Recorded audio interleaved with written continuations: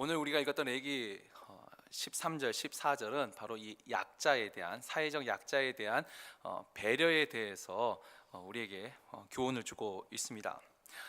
성경은 유독 이 약자에 대한 관심이 굉장히 많습니다. 그래서 오늘 우리가 읽었던 이 본문에도 우리가 약자라고 부를 수 있는 사람들이 몇 명 나와 있죠. 일단은 우리 이웃. 근데 이웃도 약한 이웃이에요. 일단 강한 이웃이 아니고 우리 이웃 중에 약한 이웃이 있고 또 품꾼, 그러니까 일하는 사람 품꾼. 그 다음에 또 이 장애우에 대한 이야기가 나와 있습니다. 그리고 그 우리가 앞에서 봤지만 9절과 10절에도 보면 특히 10절에 보면 가난한 사람과 또 거류민, 그러니까 타국인들이 있죠. 이 성경에서 가난한 사람으로 대표적으로 말하는 사람이 이제 고아와 과부 그리고 나그네, 특별히 남의 또 그러니까 다른 지방에서 온 나그네도 포함하고 또 외국인들, 이와 같은 사람들이 이 사회적 약자라고 말을 하고 또 이들을 배려하고 이들을 존중하는 것이 곧 여호와를 경외하는 것이다라고 가르치지요. 물론 구약만 그러나요? 신약에 가서 주님도 똑같은 말씀하시죠. 이 어린 작은 소자 하나에게 한 것이 곧 나에게 한 것이라. 그리고 배고픈 자에게 먹을 걸 주고 목마른 자에게 마실 것을 주고 헐벗은 자에게 옷을 주고 갇힌 자를 위로하는 것이 곧 나에게 한 것이라. 이 율법의 정신이 바뀌지 않았습니다. 동일하죠. 이 약자에 대해서 그들을 존중하고 배려하는 것, 그것이 너희가 나를 경외하는 사람이라면, 하나님을 믿는 사람이라면 너희는 그와 같은 삶을 살아라. 하나님이 명령을 하시는 것이죠. 그게 곧 우리가 말과 혀로만 하나님을 경외한다, 나는 하나님을 믿습니다, 그건 누구나 다 알 수 있는 것이고, 너가 하나님을 사랑한다면 그 하나님을 사랑하는 그 증표를 보이라 하는데, 그 중에 이제 또 하나가 이와 같이 약자에게 하는 것이 곧 나에게 하는 것이라. 이 하나님이 주님도 동일하게 말씀하시죠. 이들에게 한 것이고 나에게 한 것이다. 그런데 여러분, 이 가르침, 우리가 지금 이 말씀을 읽을 때 뭐 이게 그렇게 새롭지 않으시죠? 뭐 당연한 거 아닌가라는 생각이 드는데, 여러분 우리가 조금만 더 시야를 좀 넓게 보면은 지금 이 율법이 레위기 19장의 이 말씀은 인류 역사에 있어서도 굉장히 획기적인 말씀입니다. 여러분, 이 세상에서 일반적으로 이 세상에서 지금 말하는 이 약자들에 대해서 어떻게 했을까요? 인류 역사는, 실제 역사는 어떻게 기록하고 있을까요? 아까 말하는 우리가 약한 사람들은 늘 강한 사람들의 억압의 대상이었습니다. 그리고 어찌 보면은 이 스파르타식이라고 할 수 있는 약육 강식이죠. 약한 자는 점점 도태되고 강한 자만이 살아남는, 인류의 역사 속에서 약자들이 대접을 받는 경우는 극히 드물었습니다. 그런 때가 있었다면 우리가 그때를 이제 선왕, 아주 훌륭한 성군이 있었던 그런 시기가 이 약자들에 대한 배려가 좀 있었던 시기고, 대부분은 그렇지 못했습니다. 오늘날에 우리가 이제 이 약자들에 대한 배려를 이 현대에서는 사회보장제도를 통하여서 우리가 이제 그걸 복지라고 하죠. 이 약한 사람을 위해서 많은 보장제도가 있습니다. 그런데 여러분, 실제 역사를 보시면 이 사회보장제도가 언제부터 시작됐을까요? 이런 특별히 오늘 이제 장애우에 대한 이야기도 있는데, 이제는 우리가 예전에 장애인이라는 말을 안 쓰는 건 아시죠? 이제는 그 인이 아니고 우리는 장애우라는 벗우자를 씁니다. 근데 이 장애우라는 말 자체도 생겨난 지가 얼마 되지 않았어요. 근데 이 실제 역사를 보면은 이 사회보장제도가 시작된 게 17세기, 18세기 들어가면서 시민혁명이 일어나면서 사회보장제도란 것이 이때 처음 그런 이 개념이 생겨납니다. 여러분, 17, 18세기라면 지금으로부터 200~300년 전이에요. 그렇게 아주 오래전부터 된 게 아니에요. 이 인류 역사, 지금 우리가 2017년인데 2000년 전 중에 거의 한 300여 년 전부터 겨우 생겨난 개념이에요. 그리고 장애우에 대한 것도 유엔에서 장애인의 날을 제정한 게 언제냐면 1987년입니다. 1987년이면 지금 우리 2017년하고 비교해봤자 100년도 안 돼요. 그만큼 실제 인류 역사에서 이런 사회적 약자와 또 이런 장애우에 대한 배려를 시작한 것이 불과 얼마 되지 않았습니다. 그러나 이 레위기 율법이 기록된 것만 하더라도, 기록된 시점만 하더라도 벌써 거의 3,500년 전으로 넘어가잖아요. 3,000년 전이에요.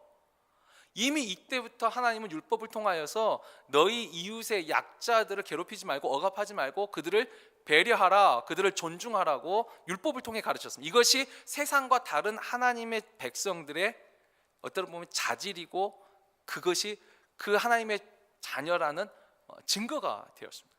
이게 율법입니다. 자, 그렇다면 이 약자에 대한 배려를 어떻게 하라고 했을까요? 그 약자에 대한 배려도 좀 더 구체적입니다.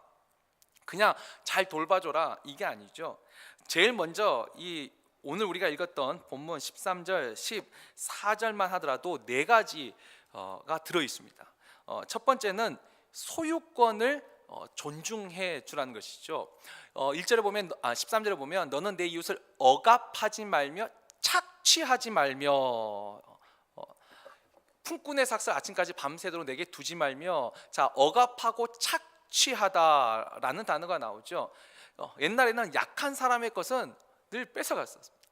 그러니까 우리가 그렇죠. 부자가 한 마리 양을 가진 그 사람이 양을 빼앗아서 자기 손님을 대접했다는 그 비유처럼 이 강한 자가 약한 자의 소유를 너무나도 쉽게 뺏어가는 거죠. 자기가 힘이 있으니까 그 소유를 뺏어버리는 것이죠.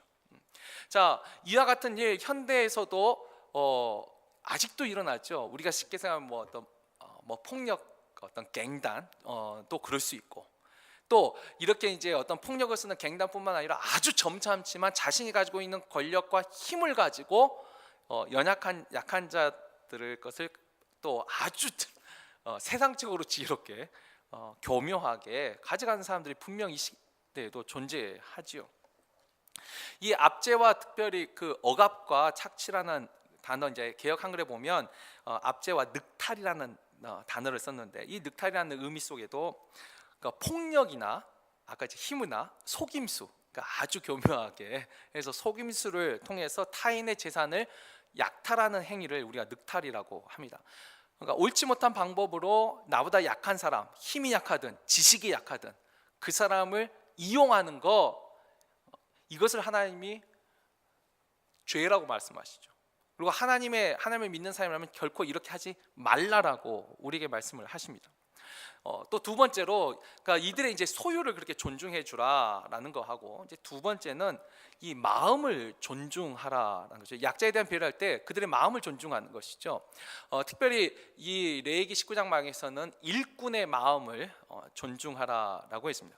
우리가 전에 구제와 자선에 대해서 말씀드릴 때도 구제, 단순히 주는 것이 중요한 것이 아니라 그들의 마음까지 헤아리는 것이 정말 지혜로운 구제라고 한번 제가 말씀을 드렸는데, 오늘 여기서도 약자에 대한 배려는 그들의 마음을 존중하는 것까지 포함이 되지요. 오늘 13절을 보면 그 품꾼의 삭슬 아침까지 밤새도록 내게 두지 말며, 이것을 다른 번역으로 보면 단 하룻밤일지라도 품꾼의 삭슬 늦게 주지 말라는 것이죠. 차라리 일찍 주는 것은 그 마음을 좋게 하죠. 그러나 하루를 더 늦게 주는 거, 여기에서 이미 약자에 대한 배려가 없죠. 왜냐하면 이 품꾼, 그 삭슬 받는 사람은 그 날을 바라보고 기다리잖아요. 근데 주인의 마음은 이거 뭐 하루쯤, 이건 주인의 마음이죠. 주인은 하루쯤이지만 이 품꾼에게 있어서는 그 날이 얼마나 중요한 날입니까? 뭐 적절한 예가 될지 모르겠지만 우리가 남에게 이자를 받는 날과 이자를 주는 날이 서로 좀 다르지 않습니까? 아닌가요? 아니, 조금 다르면 렌트비를 받는 날과 렌트비를 내는 날, 받는 사람과 내는 사람 마음이 다르지 않을까요? 다르겠죠. 렌트비를 내는 사람은 왜 이렇게 한 달이 빨리 오는 거야? 렌트비를 받는 사람도 뭐 그럴지 모르겠는데, 아무튼 그 마음까지 존중하라는 것이죠. 그 품꾼의 삭슬 단 하룻밤일지라도 늦게 주지 말라라는 것입니다. 우리가 실제로 이와 같은 이 마음을 존중하지 못하는 게 우리가 사는 이 시대에도 정말 많이 있죠. 아까 말씀드렸습니다. 약자 중에 이 나그네들이 있습니다. 외국인들, 타국인들이 있죠.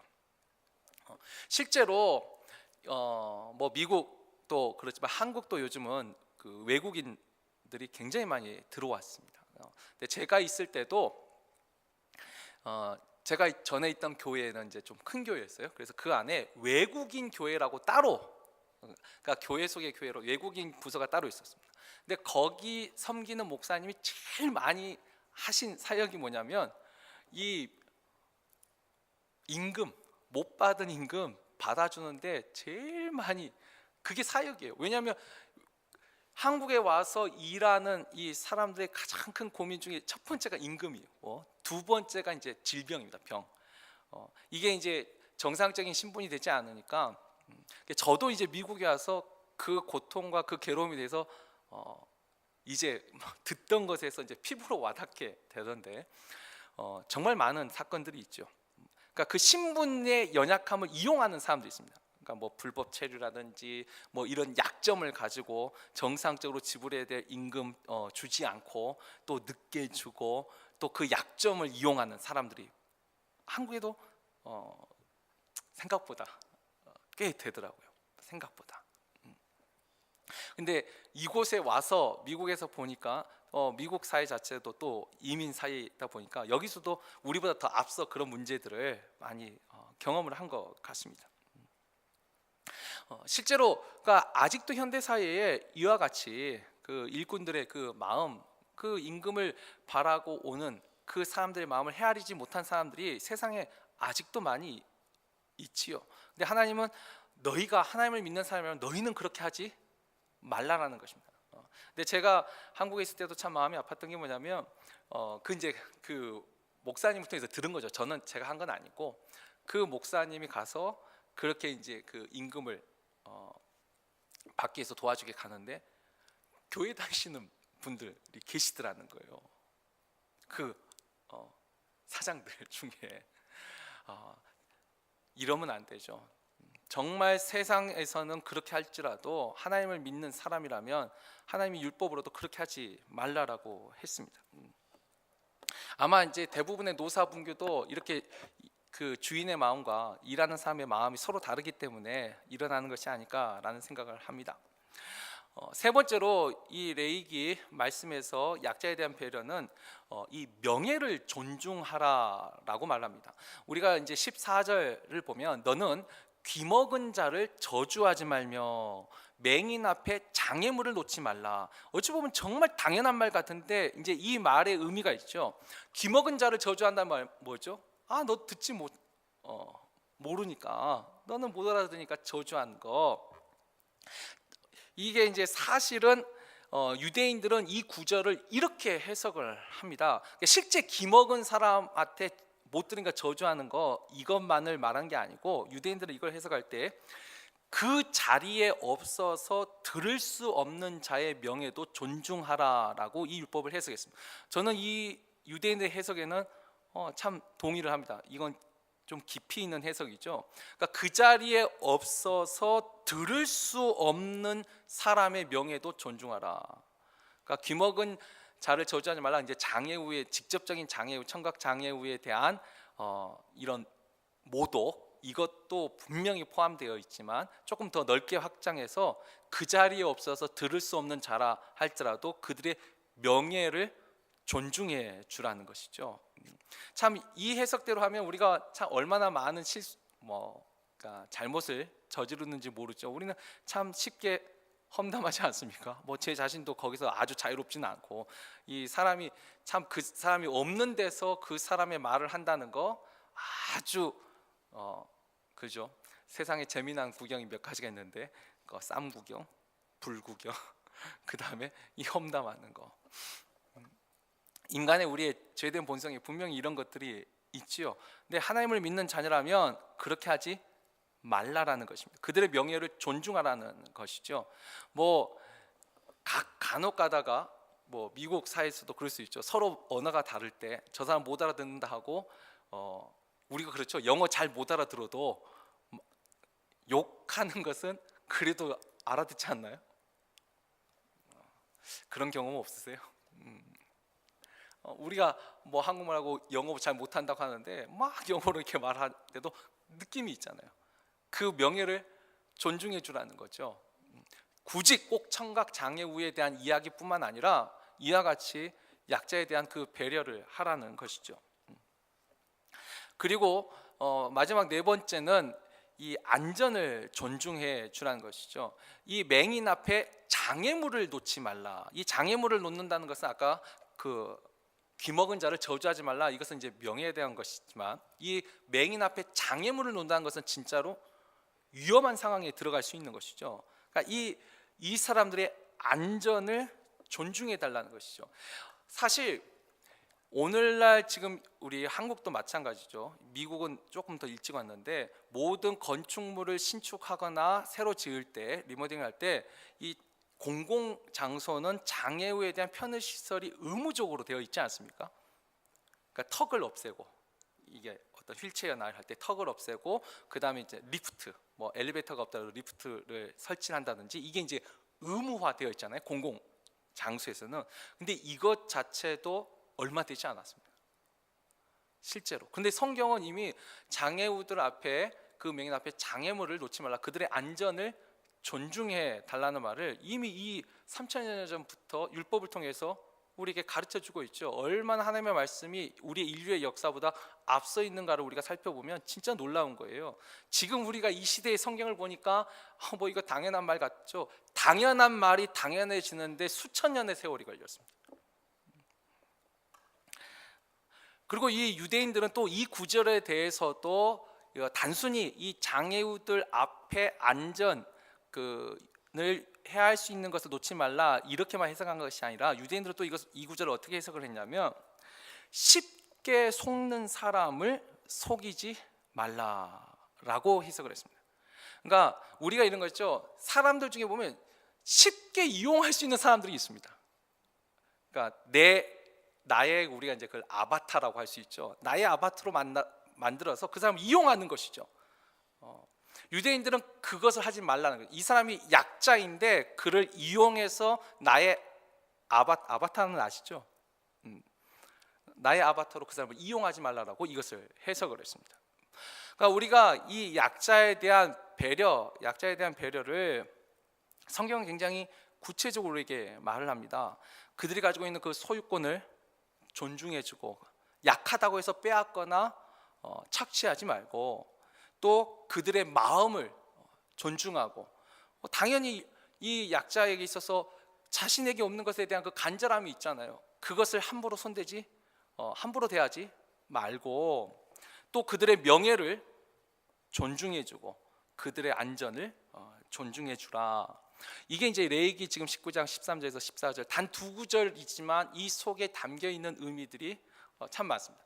그래서 유대인들이 이와 같이 이 하나님의 말씀을 묵상하고 해석하면서, 그래서 그 자리에 없어서 들을 수 없는 자의 명예도 존중하고, 그러니까 헌담하지 말고, 또 쉽게 속는 사람을 이용하지 말고, 사람을 이용해서 그 사람을 아바타로 사용하지 말고, 이와 같은 깊은 해석도 저는 분명 우리 기독교에서도 유익하리라 생각합니다.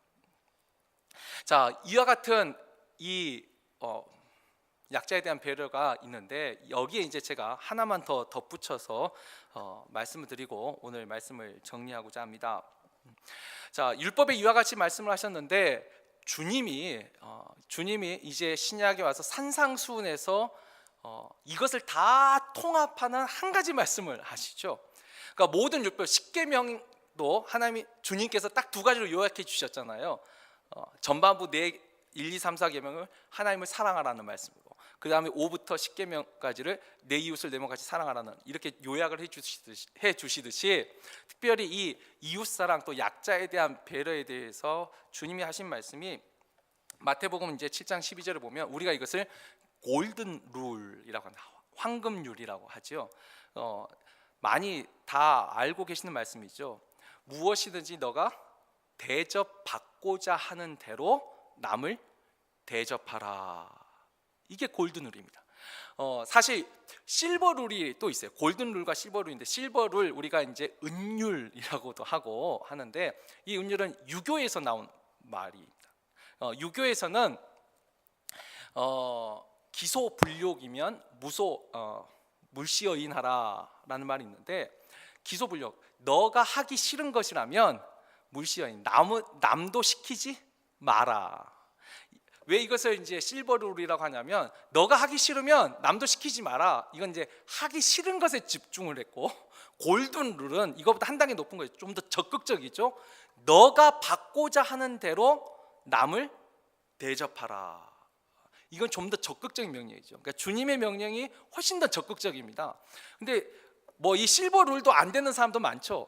자기는 하지 않으면서 하라고 시키는 사람이 많잖아요. 근데 주님은 그렇죠. 더 한 단계 더 깊게 나가서 너가 대접받고자 하는 대로 남을 대접하라.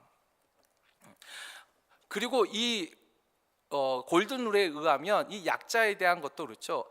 장애물을 지금 구약에서는 놓지 마라 그랬죠. 놓지 말라. 그 맹인 앞에 장애물을 놓지 말라. 이건 어찌 보면 실버 룰입니다. 황금 룰로 이것을 해석하면 이게 뭘까요? 치우라는 거죠. 놓지 말라는 것뿐만 아니라 그들 앞에 장애물이 있다면 치워주라는 것까지 포함이 됩니다. 그러니까 구약의 율법보다 오히려 주님께서 말씀하신 율법, 그러니까 율법은 항목, 조항도 중요하지만 사실은 그 율법의 정신, 법 정신이 훨씬 더 중요하죠. 그 법 정신이 있다면 우리가 율법이 정한 그 항목보다 더한 것도 할 수 있는 것이죠. 단순히 귀먹은 자를 앞에서 저주하는 것이 아니라, 저주하지 않는 것이 아니라 그 귀먹은 자를 더 존중하고 더 배려하고 뭐 글로 써준다든지 훨씬 더 적극적으로 할 수 있는 것이 진짜 율법의 정신이죠. 그러니까 율법의 정신은 귀먹은 자를 저주하지 마, 장애우 앞에 장애물을 놓지 마, 빼앗지 마, 탈취하지 마, 이것이 중요한 것이 아니고 더 진짜 중요한 것은 그와 같은 약자를 존중하고 배려하라는 게 이게 더 중요한 핵심이죠.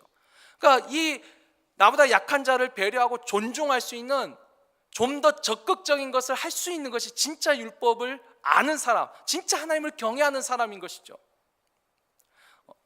가장 기본적으로는 일꾼의 품삯을 하루 미루지 않는 것이지만, 그러나 더 적극적인 율법의 정신은 뭘까요? 하루 더 일찍 줄 수도 있는 거죠. 딱 그 날짜 지키는 것보다 어쩔 때는 하루 일찍 더 줄 수도 있는 거죠. 그 차이가 있습니다. 말씀을 정리합니다. 율법뿐만 아니라 이 신약에서도 하나님의 이 백성들, 하나님의 자녀라면, 그리스도인이라면 우리가 믿음으로만 의롭다 여김을 받는 것이 아니라 윤리에 있어서도 분명히 하나님의 자녀와 하나님의 백성으로서 살아야 됩니다. 이 세상을 살아갈 때에도 우리가 이와 같은 삶을 살지 않으면 하나님을 사랑한다 하는 그 말이 허공을 치는 결국 메아리일 뿐이죠. 그래서 로마서 15장 1절, 이거 우리 한번 다 같이 읽어볼까요? 신약에 있는 말씀인데 다 같이 읽습니다. 믿음이 강한 우리는 마땅히 믿음이 약한 자의 약점을 담당하고 자기를 기쁘게 하지 아니할 것이라. 믿음이 강한 사람이 마땅히 믿음이 약한 자의 약점을 담당하고. 근데 여기서 물론 분별은 해야 됩니다. 약한 것은 감싸주지만 악한 것은 분명히 죄는 죄죠. 이것은 분별을 해야 됩니다. 약한 것과 악한 것은 분명히 좀 다른 성격이죠.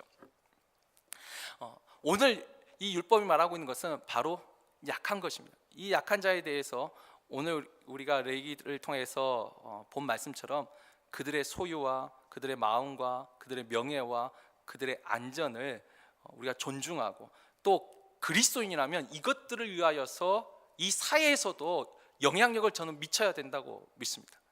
우리가 이렇게 먼저 실천하고 이것이 점점 확대가 된다면, 그리고 그 결과 아까 했죠, 장애우의 날도 제정이 되고, 뭐 신축하는 공공 건물에는 이런 그 장애우를 위한 편의시설이 법으로도 제정이 된 것처럼, 하나님을 믿는 그리스도인이라면 이와 같은 일들에 우리가 또 사회에 영향을 미치고, 이게 하나님을 믿는 길이라는 것, 이것을 통해서 또 믿지 않는 자들에게 칭찬을 듣는, 또 하나님께 영광을 돌리는, 우리의 그 착한 행실을 보고 하늘에 계신 하나님께 영광을 돌리게 하는 그 말씀대로 이루어지는 것이 바로 우리 시대에 또 우리의 삶 속에서 이루어질 수 있기를 주의 이름으로 축원합니다.